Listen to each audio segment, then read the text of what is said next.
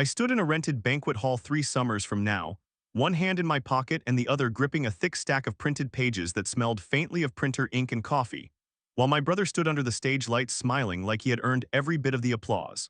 My parents were beaming as if they had built him from scratch, and strangers in suits clapped like they had watched his whole life unfold into that tidy moment. I remember thinking then that the room felt too small for all the things I knew, and too loud for the quiet work that had carried him to that podium. I remember feeling a weight in my chest that was not shame exactly, but something heavier and meaner like cold iron finding bone. I remember the way the dean reached for his diploma with a smile that would stop being a smile when the truth cracked open everything. But that is a day I arranged like a trap, and I will not tell you how I planned it now. For that to have power, you need to know how the first lie started, how a single favor became a full-time secret life, how my family learned to treat my mind like a household appliance. It began, as these things do, in a kitchen that smelled like reheated lasagna and obligation. My mother pressed a paper into my hands the way someone might hand over a light bulb, saying it was just for the house, and that my brother Elliot was struggling a little with one required economics class. He had always been the sort of kid who could make a nice face and disappear from any task that required work. He could charm a teacher into reassigning a deadline and charm a landlord into forgetting a bill. He flunked logic and called it a personality. I had gone to college on a scholarship, worked nights debugging servers, and taught myself to write code the way other people breathe. My brain had scraped me out of poverty like a spoon, and I was frankly tired of being the family's spare key. But when my mother looked at me with wet eyes and said, "I know you can help him," like it was a blessing to be leaned on, I said yes before I knew why. They never called it a request. They called it my duty. The favor was meant to be small. "Help him understand the lecture," my father said, like he could not see that when a man asks you for help, what he means may not stay small. At first, I sat across from Elliot at the kitchen table with a cheap lamp and a stack of notes. I explained supply curves and what marginal cost actually meant in language that did not assume intelligence because he wanted the shortcut. He wanted the cheat sheet, the cliff notes, the version of learning that required no effort. He doodled cartoons of me in the margins, pretending to take notes, and later sent me a gif of some actor looking bored. I proofread one paper for him, then rewrote a lab report that contained more of my arguments than his own. He would smile and say, "You're the best, bro," and I would feel, again and again, my work being folded up into praise that landed on him. Little compromises are like termites. They begin at a seam, and if you do not see them, you wake up with the floor gone. The first exam was online. His class was at noon and I worked a graveyard shift, but it was simple to log into the portal from my laptop, to click answers while he slept late and pretended to study. I told myself that it was only a one-off, that this would keep his GPA from tanking. He would get back to me with nothing but selfies from the bar and an A notification, and my insides would curl with both relief and a hot, unfamiliar anger. Then a paper became due that he forgot about, and I wrote it in a single long night because he had a date and a poker tournament. Then another exam. Then the professor offered extra credit in the form of a presentation, and he asked me to make the slides and narrate them in his voice on a recorded file. You do something enough times and it stops being wrong in your head. It becomes habit. It becomes the way we breathe in that house. My life narrowed into 2 lanes. By day I was the reliable son who could fix the family laptop, file taxes, and answer every hard question about logic and ethics. By night I was Elliot. I took his seminars, sat in for his online discussions, watched recorded lectures pretending to be engaged as him, and wrote papers that used my sentences and his name. I learned how to mimic his syntax, the way he misused emojis and the lazy cadence of his footnotes, so not to trigger suspicion. Once I had an internship offer delayed because of the hours I was spending doing this work.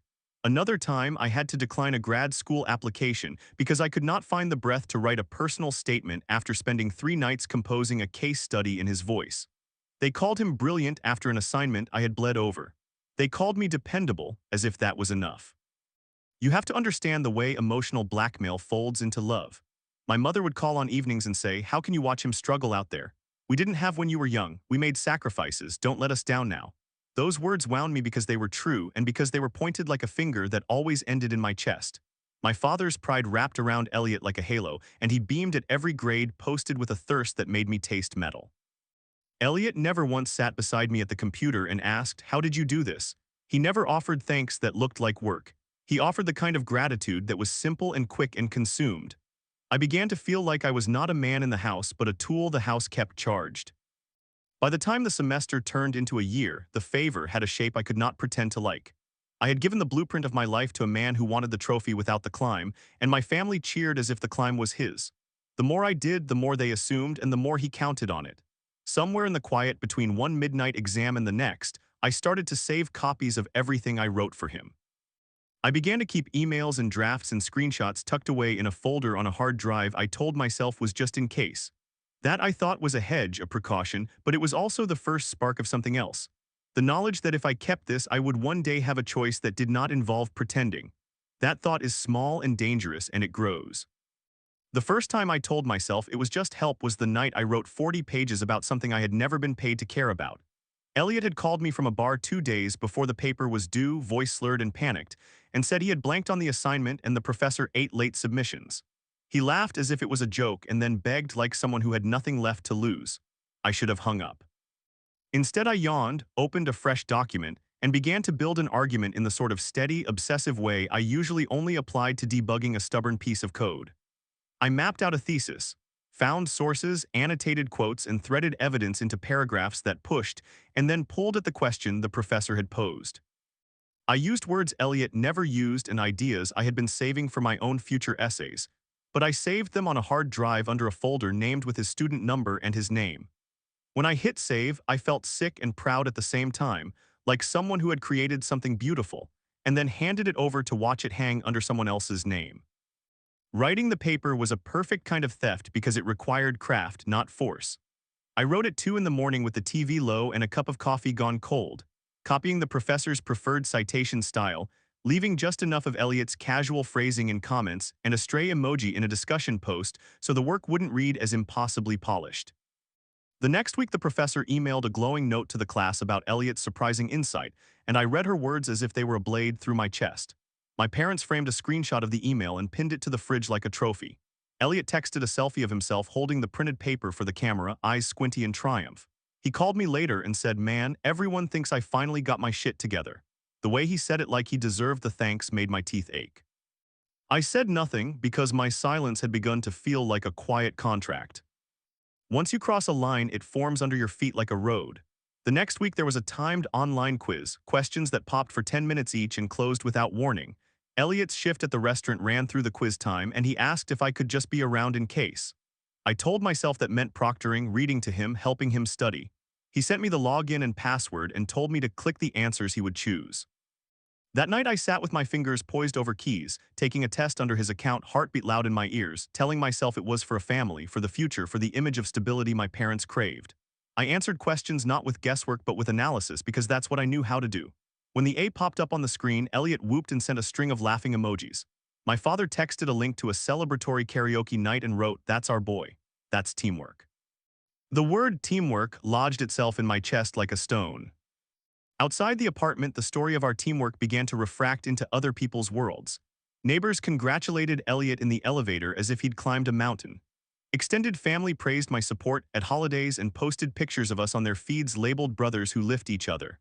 People liked the photo, commented with heart emojis, and our parents remarked out loud about how lucky they were to have 2 sons. My father started telling guests that Elliot was thriving in school and that I was the backbone who helped get him there. That praise came with its own pressure. Now that everyone believed in our partnership, stepping back felt like betrayal. I found myself explaining away my absences from networking events, saying I was busy helping Elliot with finals, as if my time belonged to the household.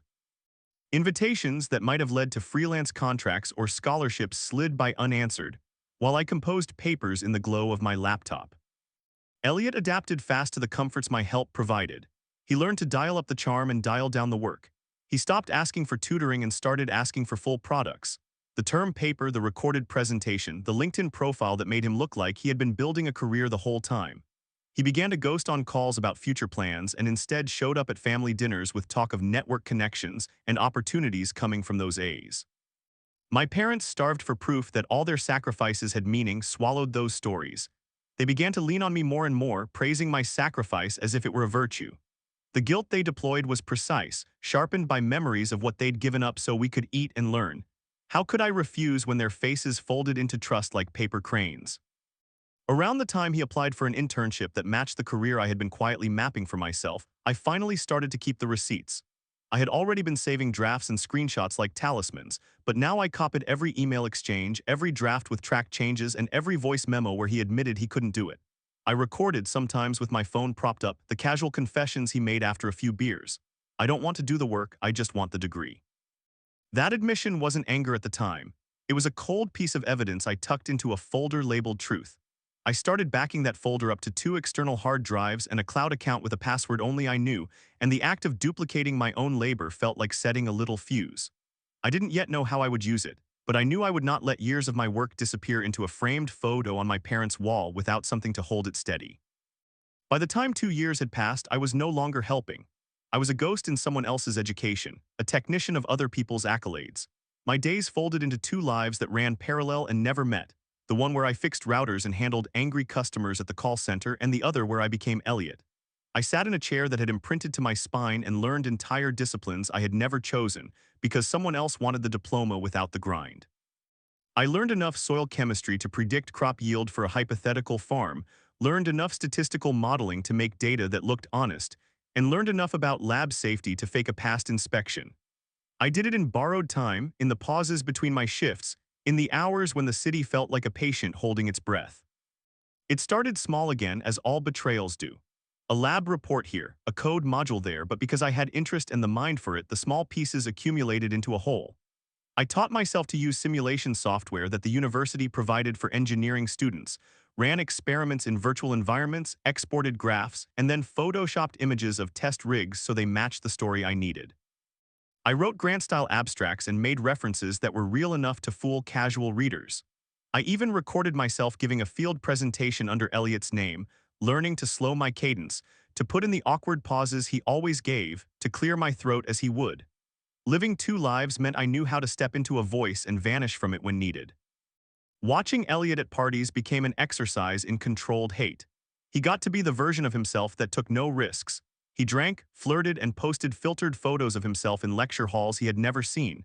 When his phone buzzed with congratulations, he grinned like a man in a costume who had won a contest. He never once volunteered to sit through a group study session or to change a line in a bibliography. He treated everything as an image problem, and I treated everything as a problem set. My resentment was not loud for a long time. It was a slow, methodical thing. It ate at me between spreadsheets and midnight emails. It followed me into work where I would stare at lines of code I had written for a client and imagine them attributed to his name. I resented the ease with which my family celebrated a surface they could hold and call success. So I began collecting more than drafts. I started saving every version with timestamps, not out of paranoia at first but out of habit. I kept the raw data files from simulations, the debug logs from programs I had run to analyze survey responses he pretended to conduct, the server logs that showed when I logged into the learning platform under his credentials. I saved the chat logs where he admitted he preferred sleeping late to studying, and I archived the voice memo where he laughed about how easy it was to let me do the work. The work took on a different shape when I realized I was building an archive of evidence instead of just a trail to protect myself. I named folders with dates, duplicated them on 2 encrypted drives, and uploaded copies to a cloud account under a fake email.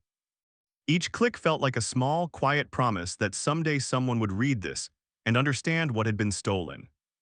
There were moments when the split life taught me things I never expected to learn. In pretending to be Elliot, I read textbooks I would never have touched otherwise, and I found ideas that woke something in me. I wrote a paper on urban green infrastructure with a passion I hid from everyone and suddenly knew more about stormwater retention than most people in my neighborhood. I began answering questions on academic forums under a throwaway handle, proving to myself that the mastery I was channeling was real. It was infuriating and humbling to love a subject that I could not claim, to discover joy in something that would be hung as a portrait on someone else's wall. The deeper I got, the more dangerous the deception felt. Professors complimented Elliot on insights I had every right to claim. An adjunct emailed my parents to thank them for such a dedicated student, and my mother forwarded it to the family chat with 3 exclamation points. The more they praised him, the more I felt like a thief with a conscience. I began to stalk the metadata like a detective. Timestamps in document histories, the IP logs showing my midnight access, the autosaves that put my fingerprints on the work, those details became my lifeline. I learned to preserve them in ways that could not be casually erased. I learned to make copies that could not be destroyed by a panicked sibling or an embarrassed parent. A twist came when a visiting professor asked a question in a seminar about authorship and integrity, and my class, Elliot's class, debated it with a casualness that made my chest throb. Someone raised their hand and said, if you work with a tutor and that tutor teaches you, that is fine. Nobody mentioned the difference between teaching and doing. The ambiguity in that room felt like a cornered animal. I started to imagine what a reveal would look like, not yet acting but rehearsing in my head. I rehearsed how they'd blink when filed timestamps told a different story. How my parents' faces would become smaller when they realized the son they had built with sacrifices had leaned on someone who built for him. I tell you this because in those 2 years I collected more than resentment. I collected proof, yes, but I also collected understanding of a system that rewarded appearances. I collected a map of how to pull an entire persona off the stage and leave the actor in the dark. I collected the moral weight of what I had done and was preparing to do, and that weight settled in my bones like cold metal. I did not yet know the shape of the ending I wanted, but I knew I would not let the rooms be redecorated in someone else's lies without the lights flipping on. They told me it would be the last time, like it was a benediction, like the kind of promise you make to a saint and then forget. My mother called me into the living room with a look that made my stomach drop. She had the kind of urgent softness that meant the words would be sharp. My father sat at the table with unpaid bills fanned out like an accusation. Elliot wandered in and out with a game controller in his hands and that half smirk that meant he was already picturing the applause. The last semester had arrived and his capstone project was due in 8 weeks, something the department called a studio synthesis, but which in real terms meant a public installation, real-world prototype, and a 30-page defense. It was huge. It was the thing employers actually cared about. It was the thing that would make a name for whoever's face could be attached to it on LinkedIn. They pleaded with hands that shook. My mother said we'd paid for their room and board the same way her mother had paid for hers. Like money was a family chain that could be handed off. My father made some speech about sacrifices finally paying off when the world knocks and a degree opens a door. Elliot leaned forward with his elbows on his knees and said, it will only take you a month, bro. You can work your usual shift and bang it out at night like he was ordering pizza. The word teamwork came out again, soft as butter. They promised me this would be the last time, and I could see in their faces that last time was already a story they had chosen to believe. I should have said no. I should have said no a dozen times aloud and let the house yell and the fridge be empty and my family sit in their reality without a scaffold. But you do not refuse the last time, it's a trap disguised as mercy. I agreed because the stories in my head had been rewired to think my labor was how I loved. I agreed reluctantly with a list of demands that would read like a contract because I had learned to protect my work with borders. I asked for access to the lab schedule, to the cloud folder, to any raw data they received, and to the professor's rubric. They signed or nodded and told me they trusted me like they trusted the seasons. That trust felt like knives. The capstone was not what Elliot had signed up for. He wanted a flashy demo, something viral he could film and post, something that looked like innovation without the grind. He described an interactive public bench that harvested kinetic energy when people sat down, something Instagrammable and easy to name. I could have told him there were years of material science and circuit engineering under that simple sentence, but I did not. Instead, I watched him sketch a concept on a napkin and send it to me with a gift that said, "Make it cool." That night, I ordered parts under his account, coded simulations under his logins, and booked time in the university makerspace with the fake charm of someone who needed equipment for a friend's project. I became a ghostly engineer, ordering sensors, welding plates late at night, and soldering little blue boards until my thumbs were raw. Pressure arrived in waves. The family started inviting guests for an early celebration before the defense had even happened. Elliot booked a local gallery that would host a preview. My parents paid a deposit using credit they swore they'd pay back. They told me I had to make the prototype show ready for the gallery opening because networking people would be there and because the dean might come to the preview. The preview would make stories. The preview would be the thing that meant no turning back. The last time had grown teeth. The more public and physical the project became, the more I realized how dangerous it would be to let the work disappear under another name. I doubled down on my habit of saving everything. Every CAD file had a version history. Every circuit diagram had a raw image of the breadboard and a timestamped photo of my sweaty hands next to it. I recorded hours of me talking through design choices for the project under Elliot's account, then saved the raw audio files with my name in the metadata. I printed receipts for parts bought with my card and mailed them to myself in an envelope so there would be a postal record. I started keeping a hardbound notebook on the workbench and wrote dates and times like a legal clerk. The notebook smelled like metal and coffee, and the handwriting was getting angry. Elliot's complacent charm failed sometimes in private. Once, after a rehearsal where I had narrated a part of the defense he hadn't even read, he looked at me and said, "I don't do this kind of thinking, man. I just want the applause." He laughed like it was a confession he didn't expect to sting. I saved that voice memo too. The admission shifted something in me. It made the thing I was making not only a work of engineering but a ledger of moral theft. It made me imagine a world where the applause was wrongfully placed and would one day need to be corrected. The twist I hadn't planned for arrived as a job offer. A tech incubator reached out to Elliot's professor asking to meet the student with the kinetic bench idea. They wanted to fund a prototype, they said, and that funding would mean investors in the preview gallery. The family text chain erupted with exclamation marks and plans. Suddenly this wasn't just a degree, it was money and credibility on the line.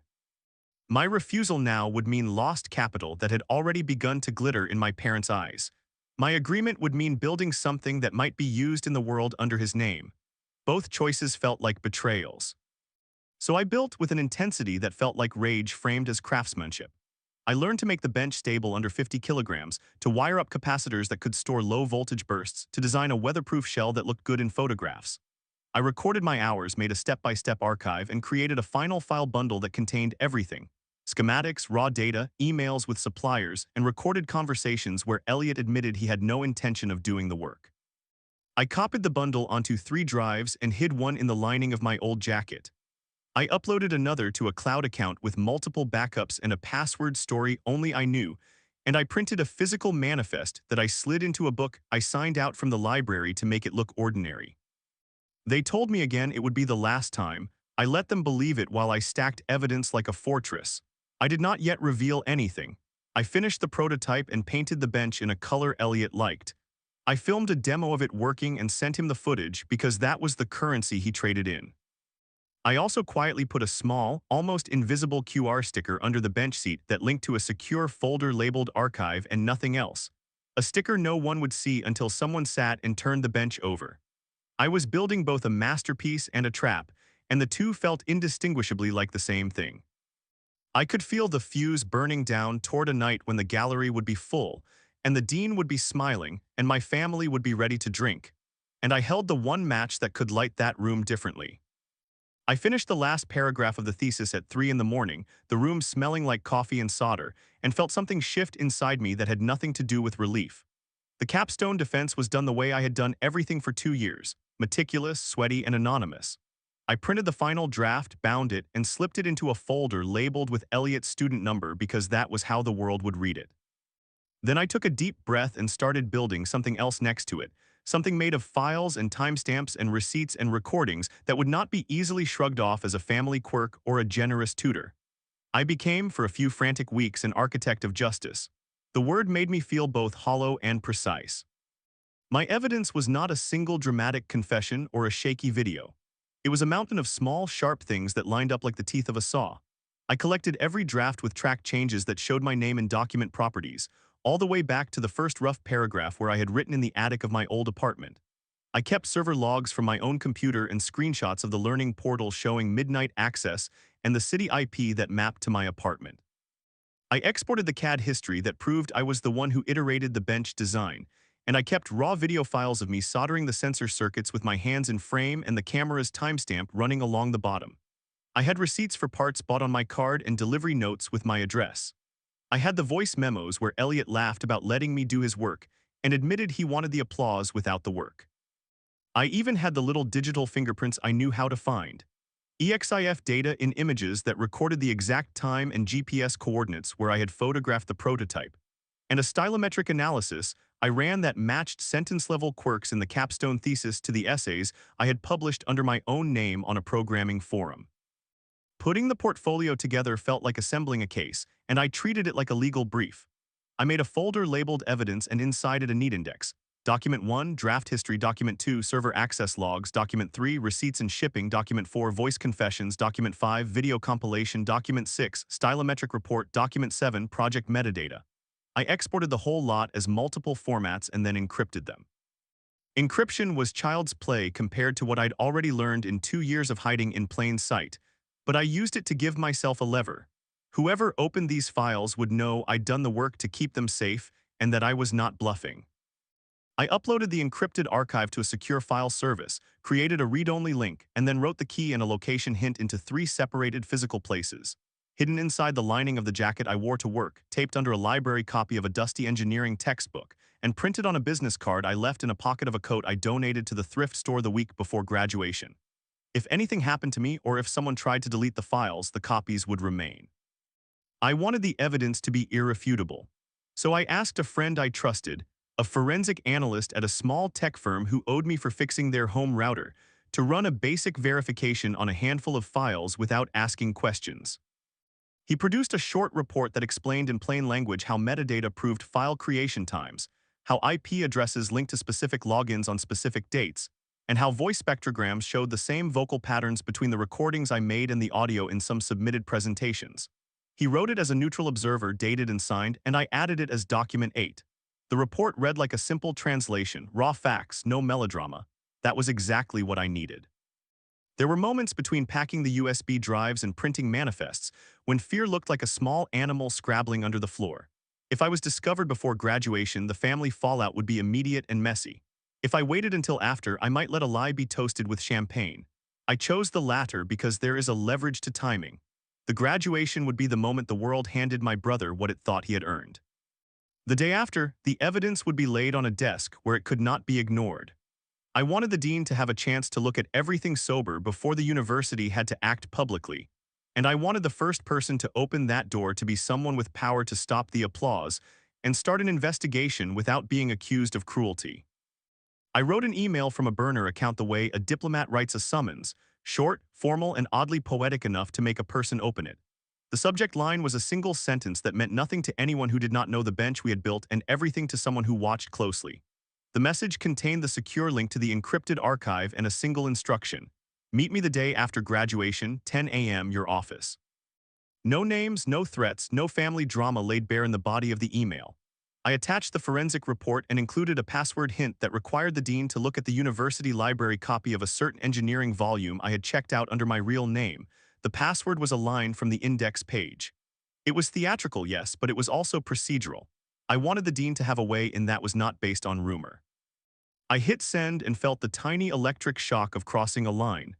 Elliot texted me that night asking if I was going to his defense and reminding me of the preview at the gallery, his words casual as ever. My mother called and left a message thanking me for being the stabilizing force and mentioning how proud they were.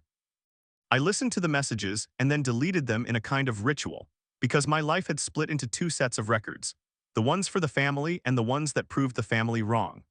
The next morning I walked into campus carrying a plain binder of printed pages that looked unremarkable and heavy, and waited for the dean to open an email that would change a room full of people from celebration to re-examination. The stadium smelled like plastic programs and hot coffee and the kind of perfume people wear when they want to be remembered. Caps rocked like a slow tide as the sun hit the tassels and the band played a piece that swelled in the chest. My parents sat 3 rows down from me with their hands clasped so tight their knuckles were white, like they were holding a secret close and treating it like a blessing. Elliot kept adjusting his gown like it was a costume he had finally learned his lines for. He looked like a man who had been handed a script and had practiced his smile until it fit his face. The air was full of congratulations that smelled like barbecue and new cars and promises that had not yet been tested. When the dean began to speak about perseverance and futures, his words slid over me in a way that felt like winter rain on my scalp. People around me cheered at platitudes I had written lines for in my own voice and never used. A few professors I knew nodded at the right moments, unaware their approval would soon be misdirected. Cameras clicked like nervous teeth. I watched Elliot from the corner of my eye and cataloged everything. The way he pressed his hands into his thighs when a name close to his was called, the way his chin lifted when the crowd cheered, how my mother dabbed at her eyes with a tissue like a theater-goer moved by the climax. My father mouthed a line that had nothing to do with the ceremony. Look at our boy go. I felt something inside me tighten and uncoil at the same time.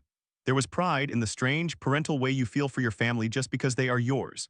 There was also a bitter awareness that the praise being poured onto him was part lipstick and part brass. I remembered late nights soldering sensors, the smell of burning flux, the times I had shoved a pizza slice into my mouth while soldering through the night so he could sleep late and wake up ready to rehearse the applause. Memory is a slow projectionist. It plays every scene you want to forget in a loop until you have to look. When Elliot's name was called, my chest thumped like a drum. He walked with that casual slouch he kept for photos, a slouch I had taught myself to imitate just enough to record a demo in his cadence. He gripped the diploma with both hands like it was a prop he had earned, and in that instant the crowd's sound pulled into a single bright note. Cameras rose like migrating birds. My mother cried in a way that made her face small and raw, like someone who had been joyfully betrayed. I clapped because clapping is what you do when everyone else is clapping, and because some part of me wanted to dissolve this moment into nothing and let them keep their story until the tape ran out. At the same time, my hands were busy with other things. I checked my phone under the seat not because I expected anything, but because habit had turned into ritual. The burner account had sent the dean the secure link and the meeting request, and now all I could do was wait. Waiting with a loaded file feels like a kind of power that is also a kind of sickness. I felt like a man standing on a bridge with a heavy stone in his coat pocket, knowing the drop below and contemplating the throw. Around me, the graduates posed and hugged and put on sunglasses and imagined futures with mortgage payments and conference calls. They were stepping into stories that would be told with their names on the marquee. The dissonance hurt. An odd thing happened mid-ceremony that nudged my calm into something else. A former professor, the one who taught the intro lab where I had first learned to solder, looked straight at me while Elliot received his diploma and gave a subtle, ever-so-slight frown. Not an accusation, but a recognition that made my spine ache. He did not know me as a ghost. He knew something was off in the cadence of applause, and he looked at me as if trying to place a missing piece. His gaze flicked to the stage and back like a trial he wanted to run quietly. I wanted to walk over and tell him everything, to hand him the archive in a messy confession, but the ceremony was a choreography of control and mess would ruin the rhythm for everyone. My family surrounded Elliot afterward like they were holding a throne. They took pictures under banners and posed in doorways and repeated the little myths that get people through dinner conversations. Strangers offered handshakes and business cards and comments about how lucky our parents must feel. People used the word proud as if it were evidence, and my brain pushed back against that. I wanted to tell them all the burdens that had been lifted from one man onto my shoulders to explain the ledger of nights, but I also understood that pulling that thread now would snap more than one life. The day after was the meeting I had scheduled because timing is an instrument. I had chosen the morning when the world was calm again, when the dean would not be wearing the armor of ceremony and would have time to open a file without an audience watching. I left the stadium carrying a binder that looked like any other graduation handout. It felt heavier than it should have because inside it were pages that could start a slow-motion collapse. My parents wanted pictures, and Elliot wanted a beer and more people to tell him how smart he was. I let them have their moment because I needed the momentum of their certainty to collapse into consequence later. Anger and love braided into something I could not name, a resolve that had been sharpened into a plan. I walked with them, smiling in photos, with a storm inside me waiting to break the surface in a place that would not be messy or mean but necessary. The stage lights dimmed, and my real performance had not yet begun. They left for the little Italian place with lemon candles and plans for speeches, all of them buoyant as if the world had finally made sense. My mother hugged me twice and said thank you in a voice that tasted like relief. Elliot clapped my shoulder and joked about buying the first round. I smiled and replied with the sort of neat life families hand out when they are full of hope, and then I excused myself into the night like someone stepping out of a play between acts. The city felt smaller without their noise.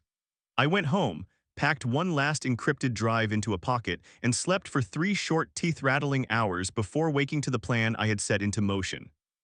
The dean's office the next morning looked like a place that made decisions for people who thought they were adults. Heavy blinds kept the sun out so the glare would not wash away the seriousness in the room. Bookshelves stood like a jury, and a framed diploma on the wall watched me enter like an old judge. He was older than I'd imagined from email, with a voice that smelled of library dust and coffee. He offered me a chair that felt like a bench between two worlds. When I sat down, I realized I had a binder in my hands that weighed more than any degree ever had for me. I placed it on his desk like placing a detonator in the center of a table. I didn't begin with accusation. I began with the exact structure of how I'd spent the last 2 years: timeline, method, evidence.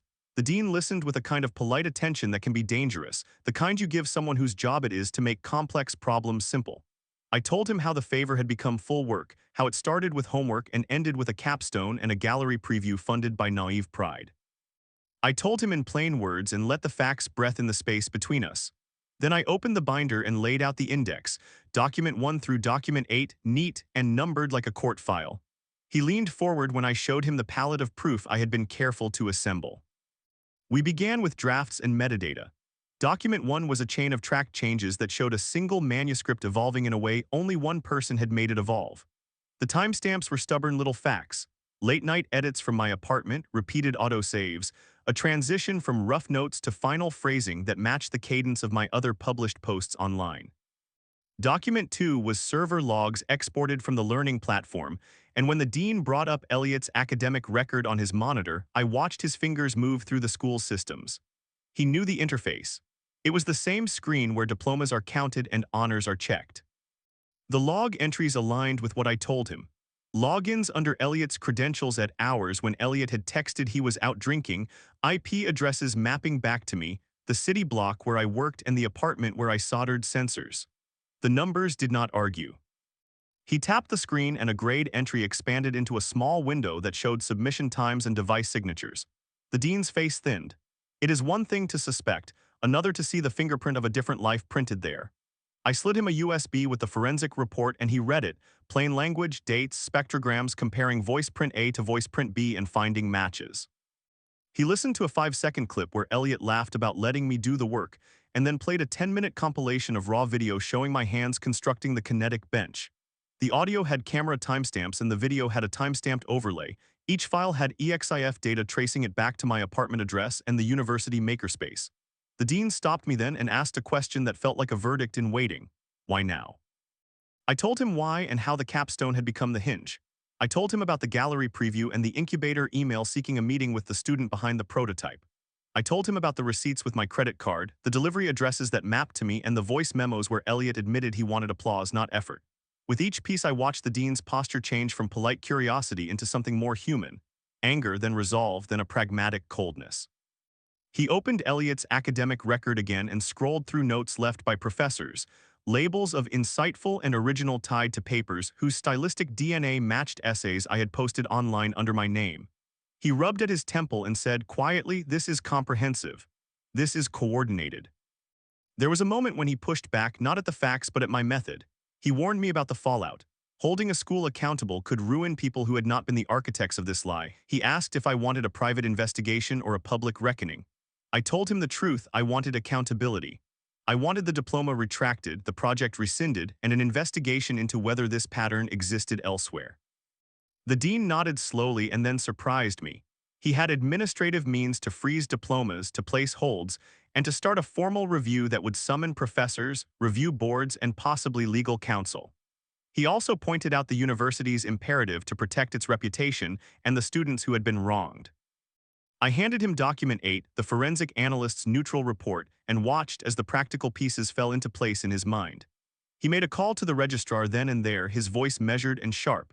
Within minutes, the dean's desk phone lit up like a small lighthouse, and a clerk's polite alarm confirmed, "We can place a temporary hold on degree issuance pending inquiry." He called security next, not to detain my family, but to ensure the capstone preview was documented and access to the gallery could be managed if necessary. He said he would open a full case and requested a formal written statement from me. I told him I had that ready in the binder and would stay for any follow-up. Before he sealed any action, he looked at me with an expression that was equal parts weary and grateful. He admitted quietly that he had suspected discrepancies in a few other portfolios, but had not had anything as complete as what I brought. He also warned me that public humiliation could ripple in ways I might not have foreseen, that our parents would be hurt, and that my own role in the deception would raise questions about my ethics. I felt a new ache then, a slice of guilt, not because I had lied about being Elliot, but because I had let my family believe a false story. I told him I understood and that my responsibility was to the truth more than to their comfort. He took a breath and said he would start the process immediately and that he appreciated my coming forward. He asked if I wanted confidentiality until the investigation concluded. I told him I had already made contingency plans and could not rely entirely on promises. He met my look without accusation and said we could work together to move quickly and fairly. As I left his office, the dean's steps were brisk and purposeful, his hands already on a phone to call the gallery and the incubator contact. I walked out feeling like someone who had lit a fuse and watched an institution decide how long before it would be audible in the rooms that mattered. The tension was not gone. It had simply shifted from my chest into a procedural drumbeat that I hoped would not stop until everything that had been bought with my work was returned to its proper place. I was a dot in a city I barely recognized, sitting on a bench 2 blocks from the gallery, watching people in suits drift toward the glass doors like moths to a lamp I had wired. My phone buzzed with congratulations before the first wine cork popped, all those little digital horns announcing the story the family wanted. I watched the gallery's livestream from a cracked screen, watching the bench I'd built gleam under spotlights while someone else posed next to it and called it genius. I kept the encrypted drive in my pocket like a heat source. I had told the dean to act the morning after graduation and he had. He had seen the files, heard the clips, read the receipts, and the administration's machinery moved with an awful precise speed. The first call that mattered traveled over the same network my soldering iron had once overheated on, and when it hit Elliot, it sounded like a small thunderclap in the room. The phone rang in the gallery, and the sound cut across the chatter like a knife. Elliot answered with the easy grin he had practiced for cameras, and halfway through the dean's measured voice, something in him unstitched. I heard the dean's first sentences through a shaky speaker someone had left near the stage because the gallery's tech assistant was doing everything public at once.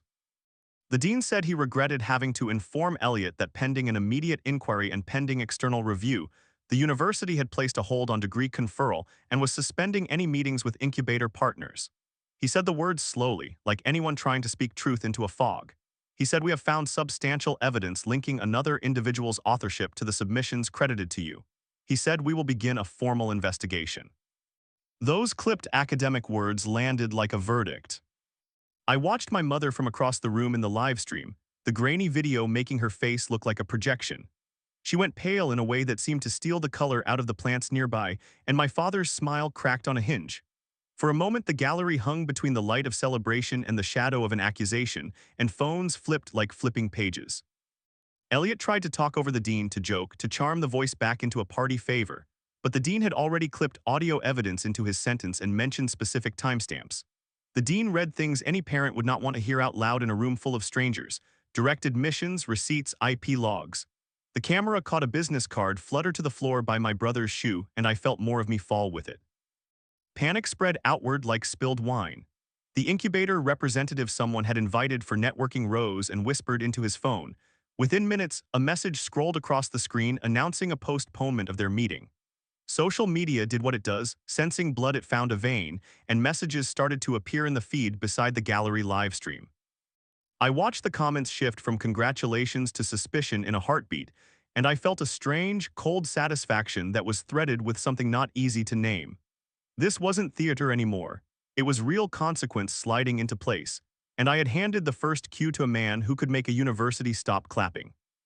Elliot's phone kept ringing after the dean hung up. It became a chorus. My mother, my father, his girlfriend, cousins, the mentor who had once offered him an internship lid. The camera caught his hands shaking as he scrolled names like a man in a house beset by alarms. He answered, pleaded, blamed me without naming me, made promises he did not believe, then stopped speaking altogether, eyes fixed on the crowd's edge like a man watching the cliff he had misread. I heard my mother's voice through the gallery sound system when Elliot put her on speaker. She asked questions fast and sharp. How could this happen now? Who would do such a thing? Why would someone ruin our family? Her voice buckled on the last word and the whole room seemed to flinch. My own phone lit like a betrayal in my hand as their calls lined up. 3 missed calls, then another, messages cascading like a small avalanche of panic.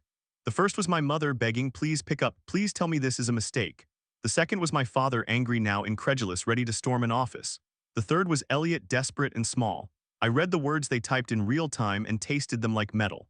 For a moment, I felt like answering, explaining, patching rope back together. For a moment, I felt a muscle in me that wanted to run toward the gallery and scoop my brother off that stage, to smooth his collar and make the world forgiving again. Instead, I let my thumb hover over the green. I thought of the night's soldering straps to copper and the festivals of praise that had rung hollow in my ears. I thought of every time they'd called my work teamwork and meant praise for him. I thought of my ledger of files and the way small truths had accumulated into one large, undeniable truth. Then I closed down the incoming call and let it go to voicemail. I watched the 3 dots blink and die, watched the livestream split screen show the dean on a conference call with the registrar, and felt the outside of me doing what it needed to do while the inside of me rearranged into something I hadn't given a name to until that exact moment. They called again. My mother, voice raw and pleading now, said his name and asked me to save him. My father, hours of quiet debt softened into a roar, demanded an explanation. Elliot's messages went from accusations of betrayal to offers of bribery to begging, then to silence. I read them in order like court exhibits, and with each tap of my thumb I felt a pressure lift. I had been the household's go-to for fixing problems, a quiet laborer who kept the lights on for other people's stages. In the space between their frantic texts and the dean's slow, procedural voice, I found the first small breath of a life I had not been allowed to live. I hit decline and watched the call end like a curtain. I let the voicemail pile up and the messages scroll unread. People in the gallery were packing up. The incubator's postponement message had become a withdrawal, and the dean's office put a temporary freeze on any dissemination of the capstone. The bench I built remained in the center of a room that no longer wanted to claim it without a name attached to the labor. Somewhere in the gallery, someone flipped the QR sticker under the bench, and the archive I had hidden began to shift from private file to public story. It was quiet where I sat, a small city street 2 blocks away, and I felt the storm in that room move past me and toward consequence. I did not gloat, I did not dance. I sat very still and let whatever came next arrive. A life I had been paying for with my nights and my pride had been unstitched in public, and the people who had applauded him were learning, in the worst possible light, what their praise had been built on. My phone kept vibrating with names, and when my mother called one last time, her voice smaller than I had ever heard, I let it ring out. I walked to the river that ran behind the gallery and folded the corner of my jacket where the spare drive sat into my palm like a promise. I did not throw it in. I did not need to destroy proof. I had made copies and given the right one to a dean who could do something more enduring than spectacle. When the call stopped and the noise thinned, I finally let myself breathe. The air tasted like wet concrete and cigarette smoke and midnight rain. I had pulled the fuse and watched the light change. They would call me everything: hero, traitor, selfish, noble, and I would sit with those names later. For now, I walked away from the gallery crowd, away from the photo ops and the platitudes, and I felt an odd, heavy freedom. I had graduated from being their scapegoat, and that diploma, if quiet and private, was mine at last.